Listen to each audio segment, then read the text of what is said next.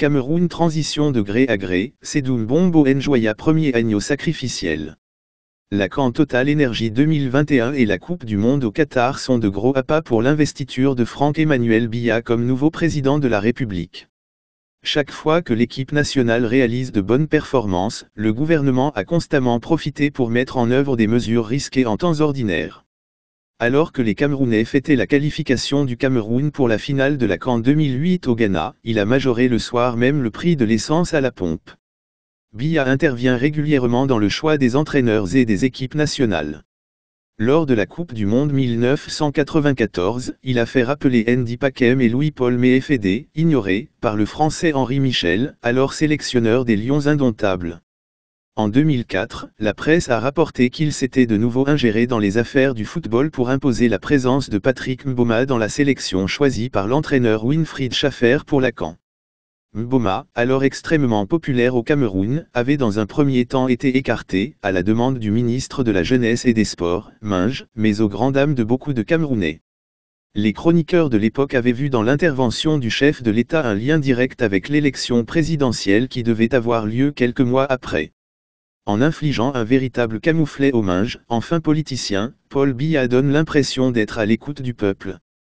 Un peuple constitué de millions d'électeurs dont il aura besoin pour se faire réélire au scrutin présidentiel d'octobre prochain. Le président de la République ne pouvait plus prendre le risque de se taire ou de rester indifférent face aux frasques et aux conduites désobligeantes du Minge en ce début d'année 2004. Année électorale par excellence, car une mauvaise prestation des Lions indomptables à la Coupe des Nations en Tunisie peut avoir des répercussions politiques non négligeables, soulignait la nouvelle expression. Biya a en effet beaucoup, voire de plus en plus, à craindre des défaites de l'équipe nationale, celles-ci pouvant conduire à des troubles très graves.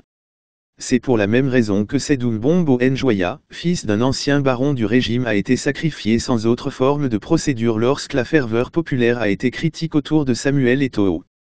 Fin 2005, un pénalty manqué du défenseur camerounais Pierre Vomé, qui a empêché le Cameroun de se qualifier pour le Mondial 2006, a conduit à des violences urbaines de la part de supporters à Yaoundé. Il fallait éviter ça en cette période où certaines régions du pays sont très fragiles. En 2008, s'il n'y avait pas eu tout de suite de réaction à l'augmentation des prix du carburant décidée en pleine CAN, les transporteurs avaient lancé, moins de 3 semaines après, un mouvement de protestation. Celui-ci avait été l'un des éléments déclencheurs des troubles socio-économiques de la fin du mois de février qui ont fait trembler le régime. Entre-temps, et ce n'est sans doute pas un hasard, les Lions indomptables avaient perdu leur finale contre l'Égypte. Plus récemment, des émeutes ont éclaté le 4 juin 2011 à l'issue d'un match joué contre le Sénégal au stade Omnisport de la capitale camerounaise. Le capitaine des Lions indomptables, Samuel Eto'o, a à son tour raté, en fin de partie, le tir d'un pénalty, compromettant les chances de qualification du Cameroun pour la CAN 2012. Policiers et supporters, qui voulaient en découdre avec les Lions indomptables et Eto'o en particulier, se sont affrontés pendant plusieurs heures aux alentours du stade. L'équipe nationale a dû quitter les lieux dans un but banalisé pour échapper aux jets de pierre des jeunes en colère. Des groupes de manifestants ont fait aussi la chasse à ceux qui portaient des t-shirts à l'effigie d'Eto'o. Alors qu'il est environ 20 heures, les raisons de la contestation populaire changent, le pays va mal, scandent les jeunes. La répression se fait plus forte. Des coups de feu sont tirés en l'air.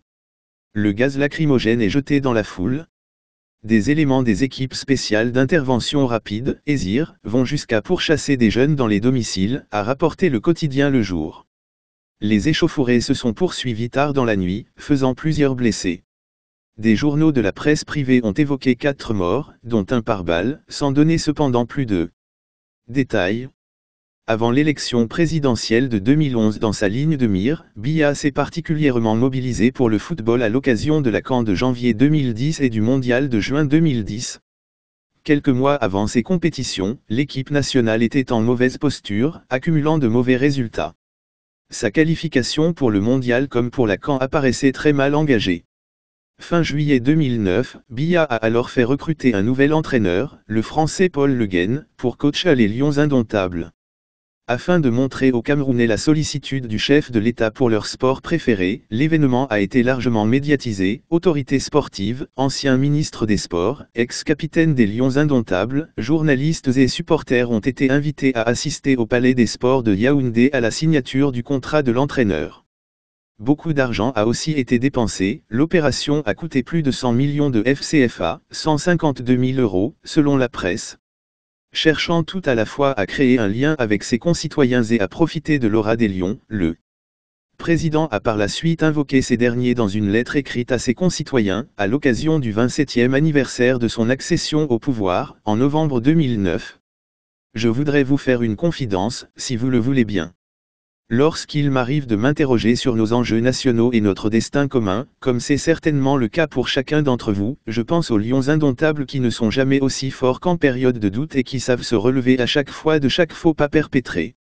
C'est ce que j'appelle l'esprit des lions, autrement dit The Fighting Lion Spirit. Nous devrions nous en inspirer en toutes circonstances pour déjouer toutes les manœuvres funestes, éviter les nombreux pièges qui nous sont tendus, en particulier ceux du découragement et de la démobilisation, mais surtout pour relever les multiples défis qui nous sont lancés, a expliqué Biya. Le « Fighting Spirit » n'a cependant pas aidé les Lions à gagner la CAN en janvier 2010, ils ont été éliminés en quart de finale. Biya n'a pas renoncé pour autant à utiliser de nouveau le foot pour parler aux jeunes lors de la « Fête de la jeunesse ». Le 11 février, il leur a annoncé son projet de « mettre à l'étude la création d'une école supérieure de formation au football qui aura pour mission d'encadrer et de perfectionner les jeunes qui manifesteront des dispositions exceptionnelles pour notre sport roi ». Son discours ne contenait aucune autre proposition concernant l'avenir des jeunes Camerounais. S'il cherche régulièrement à récupérer à son profit le succès du football, l'intérêt du président pour le ballon rond est en réalité très limité. En témoigne la gestion calamiteuse dont ce dernier est depuis très longtemps l'objet. Nous sommes aux aguets.